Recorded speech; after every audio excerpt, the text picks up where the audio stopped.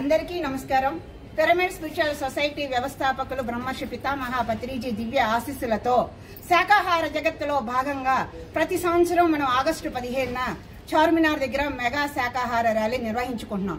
ఈ ర్యాలీకి ఎంతో మంది పిరమిడ్ మాస్టర్లు నేను సైతం అంటూ కదిలి వస్తున్నారు. ఆ కదిలి తరలి వచ్చే మిత్రులందరికీ ఇదే మా ఆత్మీయ ఆహ్వానం.